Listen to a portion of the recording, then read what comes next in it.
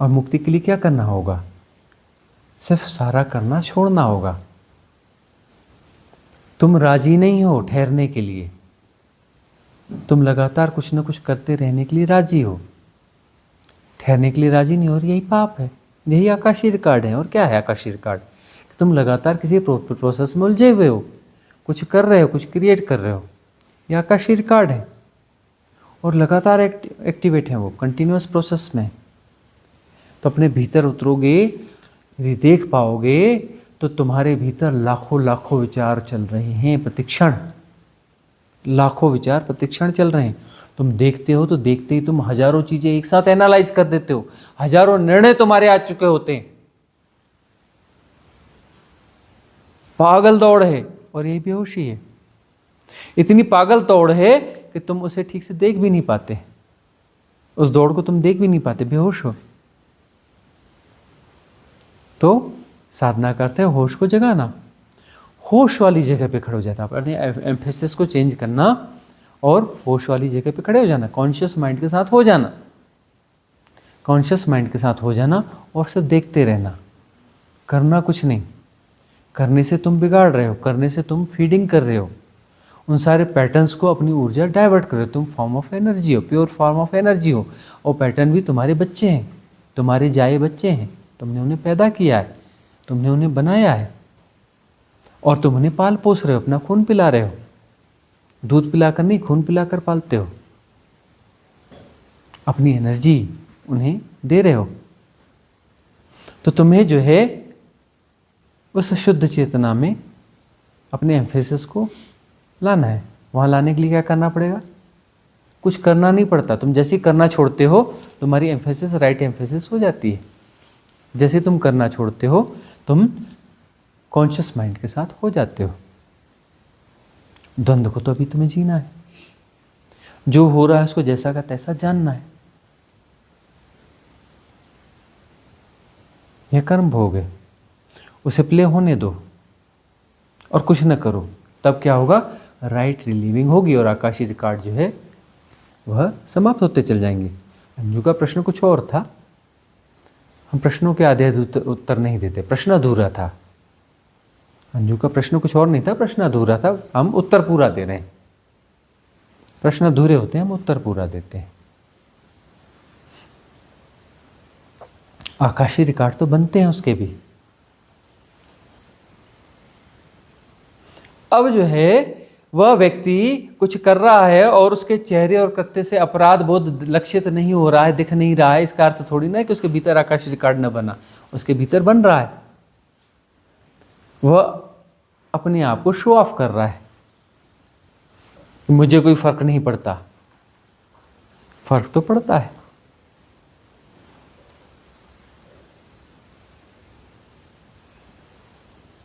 फर्क तो पड़ता है। हाँ, अपराध बोध यदि न हो तो आकाशीय रिकॉर्ड नहीं बनता। अब यदि तुम विसंगीत गाओगे तो तुम्हें अपराध बोध तो होगा ही होगा, और संगीत तुम्हें गाना नहीं है, संगीत तो गाया ही जा रहा है। संगीत तो सदा से चल रहा है, शाश्वत है संगीत, कभी शुरू नहीं हुआ, अनादिकाल से अजन्मा है।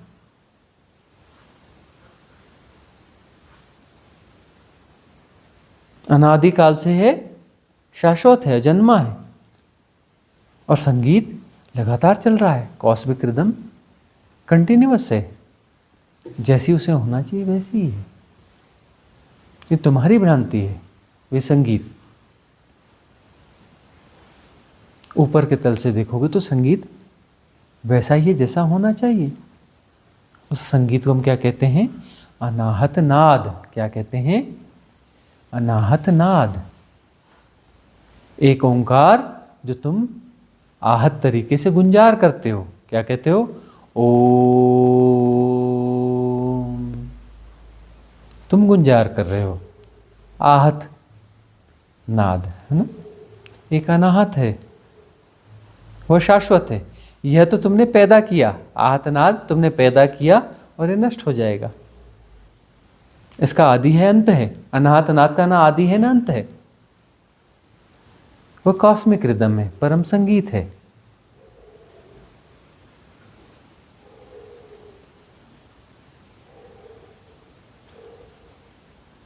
जब साधना में गहरे जाओगे तो उससे भेंट होगी, तुम्हें सुनाई पड़ेगा।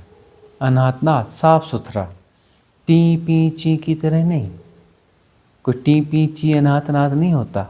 अनाहतनाद अनाहतनाद होता है। स्पष्ट रूप से बहुत तेज आवाज में साफ सुथरा क्रिस्टल क्लियर तुम्हें ओमकार का नाद सुनाई देगा सातत्य में। अभी तुम खोए खोए हो इसलिए तुम्हें सुनाई नहीं पड़ता, तुम उलझे उलझे हो, जाने कहाँ कौन कौन सी उलझने बना रखी हैं। लगातार कुछ ना कुछ कर रहे हो, लगातार विचारों में उलझ पुलझ रहे हो, इसलिए तुम्हें सुनाई नहीं पड़ता। तुम ठहरोगे, स्थिर होगे, शांत होगे तो सम्यक श्रवण घटित होगा। उस सम्यक श्रवण में अनाहत नाद सुनाई पड़ेगा और उसके बाद तुम्हें पता चलेगा सारी दुनिया जो है उस अनाहत नाद का ही विसंगीत है। अनाहत नाद का ही विसंगीत है। 3 वर्ण है ना अनाहत नाद में, अ उ म 3 है ना। इस 3 से ही बाकी 49 और निकले हैं, 52 होते हैं ना, होते हैं ना कुल 52 ध्वनियां है ना, तो बाकी सब इन 3 से ही निकली हैं। पढ़ लो जाके, रिसर्च रिपोर्ट आ गई हैं हार्वर्ड में, कैम्ब्रिज में, सब जगह। अ उ म इनके कुछ कुछ ध्वनि अंशों के मिश्रण से अन्य स्वर और व्यंजन बनते हैं, है ना। अल्फ़ाबेट नहीं बनते, स्वर और व्यंजन बनते हैं। अल्फ़ाबेट 26 होते हैं, लेकिन हार्वर्ड और कैम्ब्रिज कहता है ये अल्फ़ाबेट्स हैं, इतनी ये ध्वनियाँ नहीं है। मूल ध्वनियाँ ये हैं जो देवनागरी लिपि में।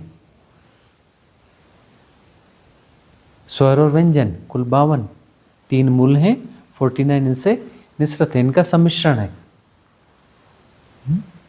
3 मूल कलर कोई भी ले लो, उसमें ए और बी को मिलाओगे तो चौथा कलर बनेगा, ए और सी को मिलाओगे तो 5वां कलर मिलेगा, ए बी सी को मिलाओगे तो अगला कलर बनेगा। फिर ए को लेकर के और बीच में से कोई कलर बना है उसको मिलाओगे तो अगला कलर बन जाएगा, हाँ। फिर बी को लेकर के उससे कोई मिलाओगे तो अगला कलर बन जाएगा। ऐसे करते करते तुम कितने भी कलर बना सकते हो। कलर शेड्स तो अभी अनंत हो गए। जाओ ना पेंट कंपनियों के पास, बोलते हरा चाहिए, कौन सा हरा चाहिए, 1000 है हरे में, इस 1000 हरे में कौन सा हरा चाहिए तुम्हें। तो मूल जो ध्वनि है वह 3 है, उससे बाकी 52 49 और बनती हैं।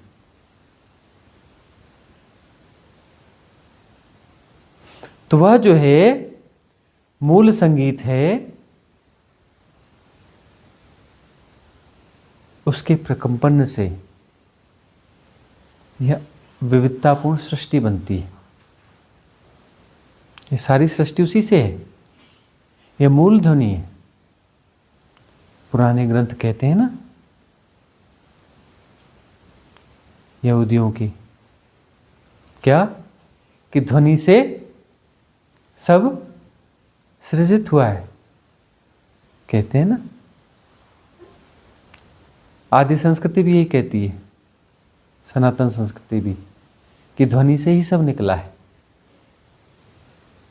बहुत गौर से जाओगे तो सनातन संस्कृति ही यहूदी संस्कृति है, सनातन संस्कृति का ही अंग है, अलग से कुछ नहीं है। वह तो भाषा और उसके प्रभाव में कुछ थोड़ा थोड़ा प्रोनाउंसिएशन के फ़र्क इसमें उसमें होते होते भ्रम हो गया कि ये अलग अलग है। अलग अलग कुछ नहीं है। फिर बाद में उससे और खंड खंड होते चले गए कि क्रिश्चियन अलग हो गए, तो फिर से मुस्लिम्स निकल गए, तो फिर ये हो गए, तो वो हो गए। सब एक ही है। उसमें भी ओमकार के नाद को आमीन कहा जाता है। आमीन क्या, ओमकार का एक अभ्रंशित रूप है।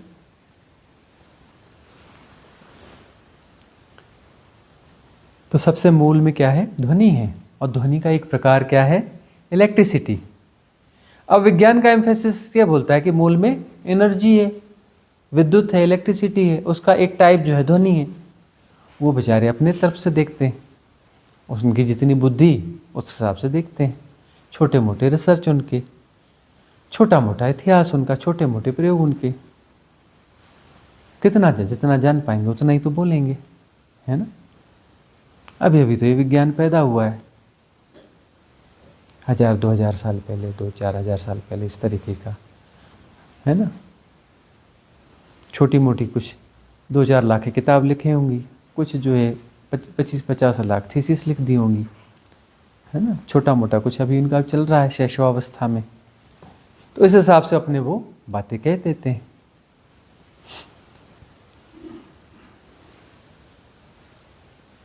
मूल में ध्वनि है और ध्वनि का एक प्रकार इलेक्ट्रिसिटी है। उस अनाहत नाद जो है, जो कि शाश्वत है, अर्थात जो उस अनंत असीम निर्गुण निराकार के होने का ढंग है, उसमें समाहित ही है और वह त्रिगुणा है। टूटता नहीं तीन में, लेकिन वह त्रिगुणा है।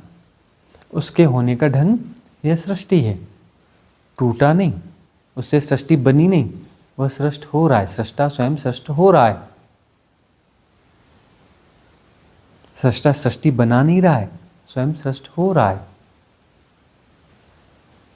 वह संगीत जो है लगातार प्रवाहित है, कॉस्मिक रिदम चल रही है, वह कॉस्मिक रिदम जो है आगे बढ़ रही है।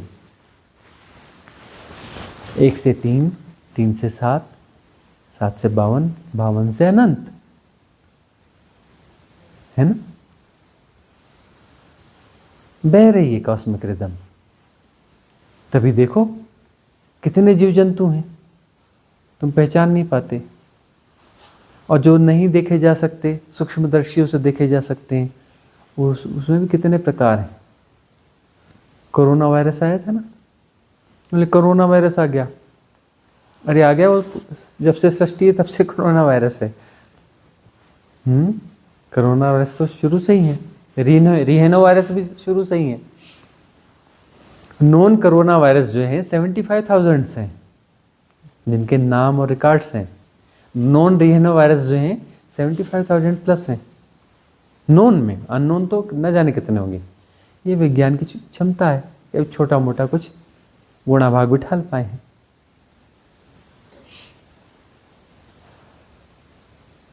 म्यूटेट होते रहते हैं, नए नए और पैदा होते रहते हैं।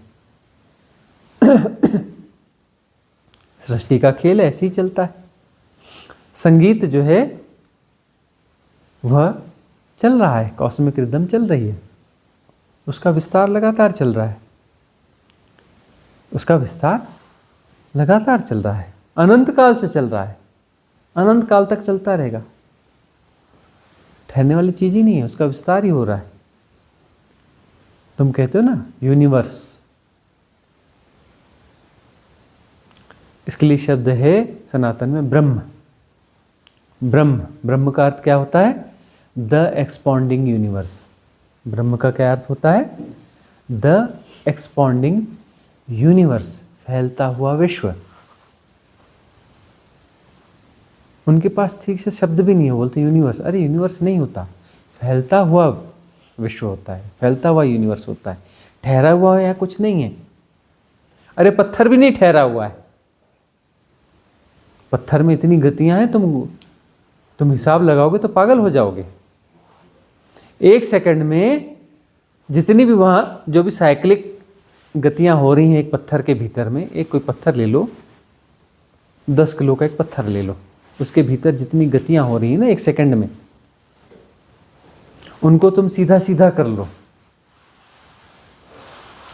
लाइट ईयर्स हो जाएंगे। लाइट ईयर्स को ऐसा नहीं समझना कि 1 लाख किलोमीटर या 10 लाख किलोमीटर या 20 lakh kilometre, light years distance हो जाएगा उससे। 1 सेकंड में जो 10 किलो के पत्थर के भीतर जितने मूवमेंट्स होते हैं, जितनी गतियां होती हैं, उनको तुम सीधा सीधा सीधा करके जोड़ लो तो लाइट ईयर्स का डिस्टेंस हो जाएगा। देखा नहीं मॉलिक्यूलर स्ट्रक्चर में इलेक्ट्रॉन की गतियां नहीं देखी, कितनी गतियां होती हैं।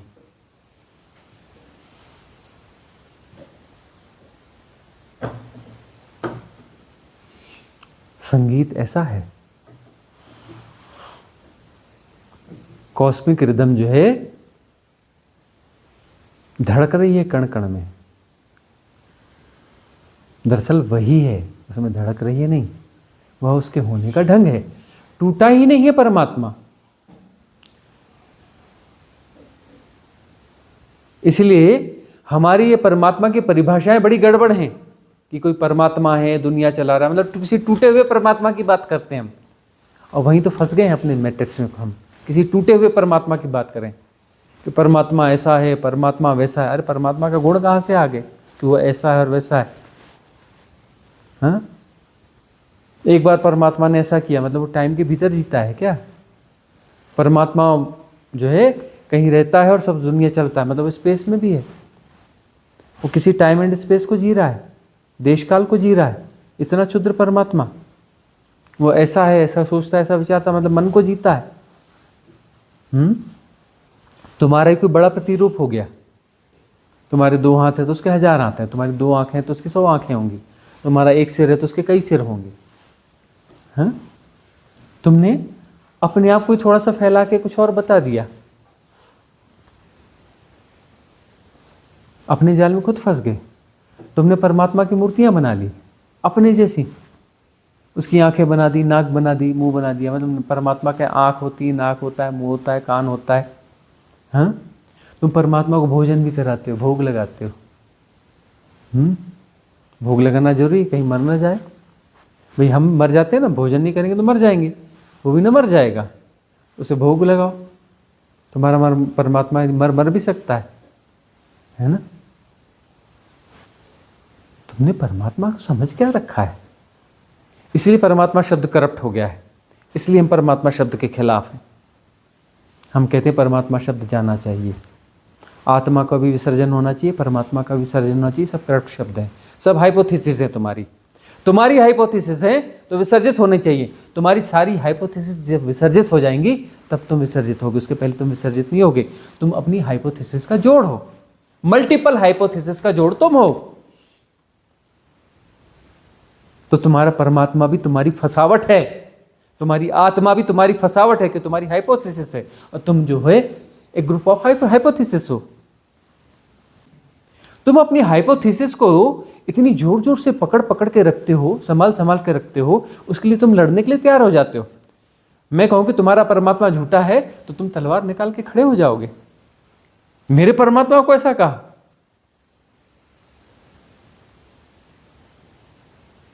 और तुम्हें अपने परमात्मा की रक्षा करनी पड़ेगी। बेचारा वो अपनी रक्षा कर नहीं सकता, तो तुम्हें ही तलवार निकालनी पड़ेगी। तुम अपनी हाइपोथेसिस की रक्षा कर रहे हो, तुम अपनी हाइपोथेसिस के लिए लड़ रहे हो, और वही तुम्हारे मैट्रिक्स हैं। आकाशीय रिकॉर्ड, अब किसी को अपराध बोध नहीं हो रहा है तो उसके आकाशीय रिकॉर्ड का क्या होगा? मतलब मुझे उसके आकाशीय रिकॉर्ड का हिसाब किताब करना है, अपने आप को नहीं देखना है। उसका क्या हो रहा है, वो मेरा परिजन है, वो उल्टा सीधा करता रहता है, और उसको जो है उसका कोई मलाल भी नहीं होता। उल्टा सीधा करता रहता है, उसको कोई मलाल भी नहीं होता। उसके आकाशीय रिकॉर्ड का क्या होगा बताओ हमको? नहीं तो उसका आकाशीय रिकॉर्ड कुछ ऐसा करो, उसको उसके पाप का दंड उसको मिलना चाहिए। ठीक करो, नहीं तो परिभाषा सुधारो। गड़बड़ हो रही है ये तो। वह बंदा गलत कर रहा है और उसको मलाल नहीं है, उसको उसका भोगना भी नहीं पड़ेगा। गलत हो रहा है, मेरे साथ अन्याय हो रहा है। किस जाल में पड़े हो? प्रश्न तो बड़े हिसाब से पूछे जाते हैं, पर हम तो पकड़ लेते हैं ना प्रश्न क्या है, समस्या कहां छुपी हुई है।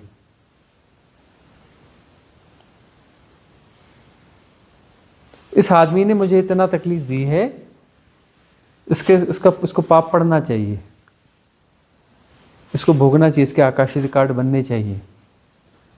अपने भीतर उतरो, देखो सारे आग्रह दुराग्रह हैं, सारे आग्रह। दूसरे का ख्याल छोड़ो, अपने भीतर उतरो, अपने भीतर देखो, थमो, ठहरो। तुम धर्म के नाम पर भी दौड़ लगाते हो, धर्म के नाम पर भी भाग दौड़ करते हो। अरे दौड़ के ठहर जाने का नाम धर्म है, और तुम जो है धर्म के नाम की दौड़ को धर्म कहते हो। तुम नई दौड़ें पैदा करते हो, उन दौड़ों को तुम धर्म कहते हो।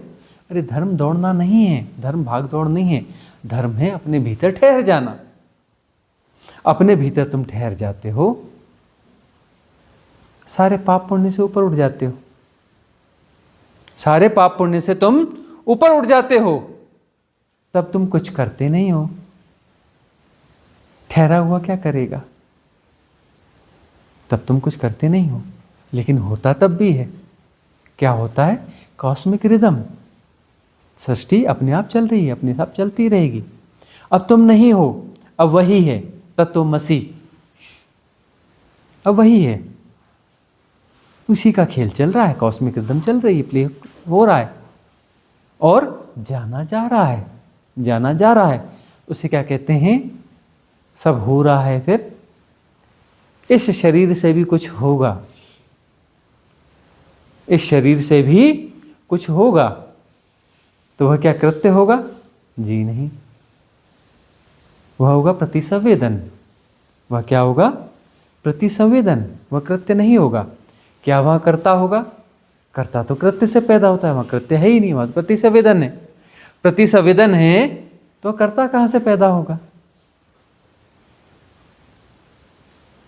जब किसी रिलेटिविटी में कुछ हो ही नहीं, कर ही नहीं रहे हो तुम, तो कृत्य होगा ही नहीं। तुम्हारी सारी रिलेटिविटीज विड्रा हो चुकी, सारे पैटर्न्स विड्रा हो चुके।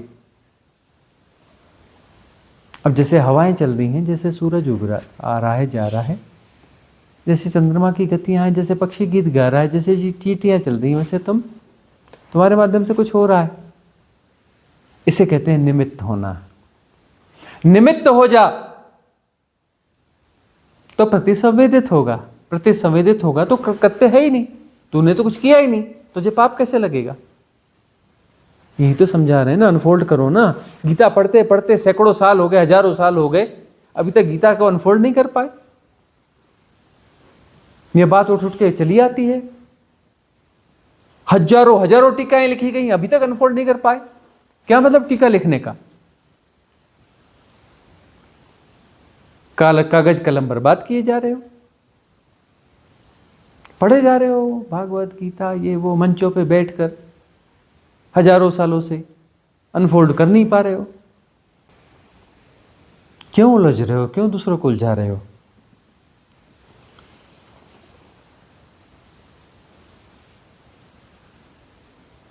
प्रतिसंवेदन से जियोगे तो तुम नहीं होगे, प्रतिसंवेदन से जिया जा रहा होगा, तुम होगे ही नहीं। वहां पर तुम हो ही नहीं तो किसका पाप किसका पुण्य, कैसा अपराध बोध? वहां जो हो रहा है सब सही हो रहा है। एक शेर जो है हिरण को मारता है, कितना बड़ा अपराध किया है ना। उसको भूख लगी थी, वो दौड़ के पकड़ा हिरण को और मार के खा गया, अपराध हो गया। अब उसको भोगना पड़ेगा। भोगना पड़ता है क्या? एक पक्षी ने, एक पतंगा उड़ रहा था, फ्लाई करके उस पतंगे को पकड़ा और जाकर अपने बच्चों को खिला दिया। कितना बड़ा अपराध किया ना उसने।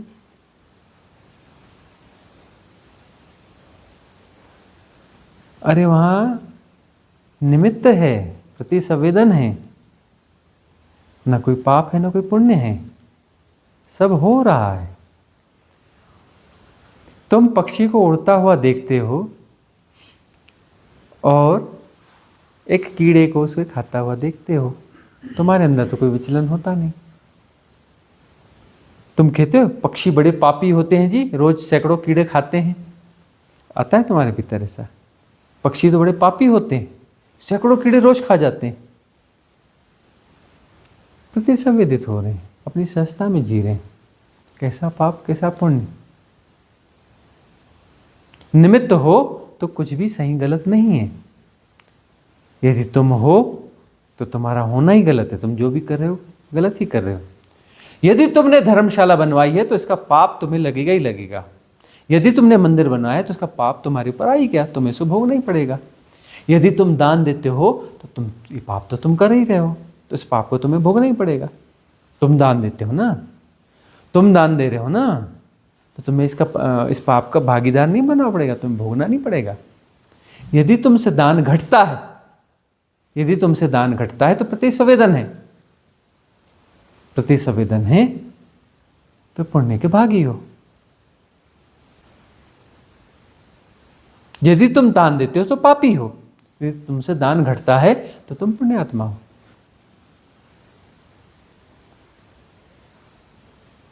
यदि तुम बीच में आ गए तो पाप ही पाप है, तुम बीच में नहीं हो तो पुण्य ही पुण्य है, तुम बीच में नहीं हो तो प्रतिसंवेदन है।